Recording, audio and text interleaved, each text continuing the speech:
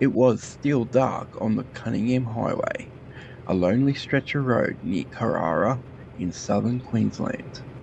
A 5-year-old girl sat beside a burning truck, terrified, her father trapped inside. Moments earlier, his final words had been full of love. "I love you, princess." Then, the truck exploded.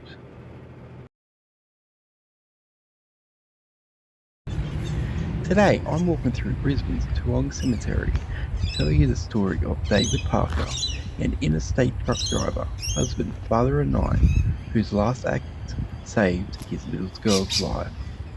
David was born in 1968 and lived in Albury, New South Wales.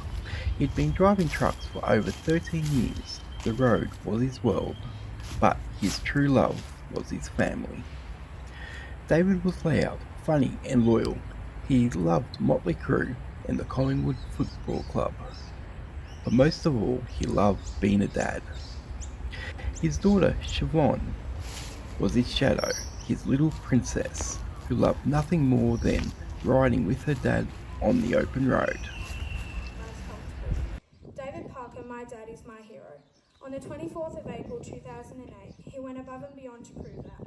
On a dark road near Carrara, his truck blew a tyre. His truck was thrown across the road and he managed to keep upright for 168 metres. He fought to control the truck because of the precious cargo on board. That precious cargo was me. My name is Siobhan. I was 5 the night my dad's truck rolled and burst into flames. Instead of panicking, he told me he loved me and calmly told me to get out of the truck. I gave him a drink and washed his hands. He told me he was stuck and that I had to get out because my mum needed me. There was fire. Moments later, the truck exploded. Alone on the empty highway, she sat in shock, her small voice calling out for help. 2 Main Roads employees, Paul Mayer and Bruce Gillespie, saw smoke on the horizon. They stopped to help, and Paul ran towards the burning wreck, calling out.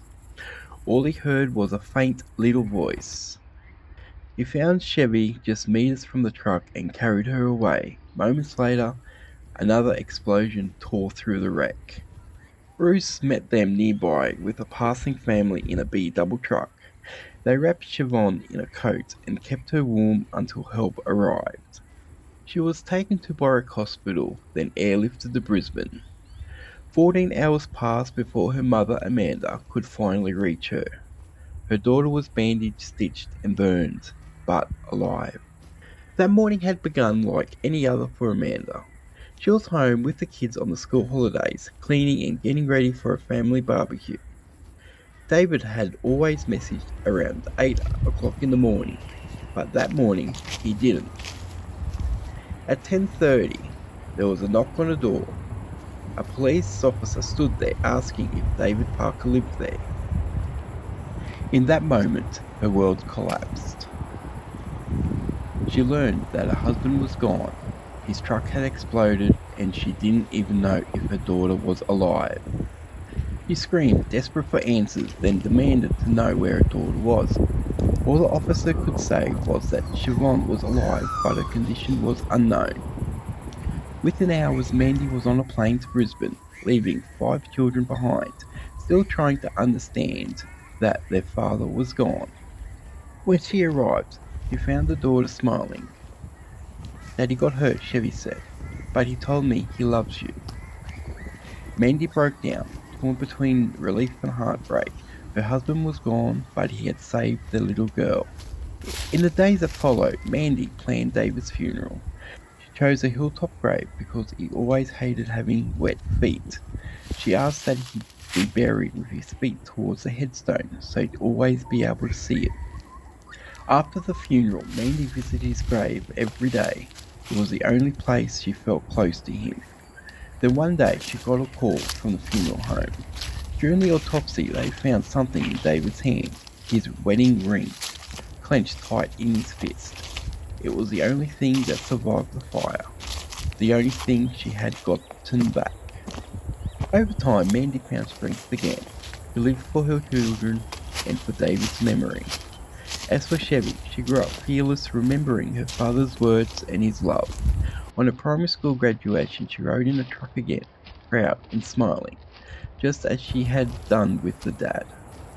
The Parker family stayed in touch with Paul and Bruce's family, visiting the site of the crash when they could. There, two crosses stand by the highway, a memorial built by Paul Mayer to honour David Parker.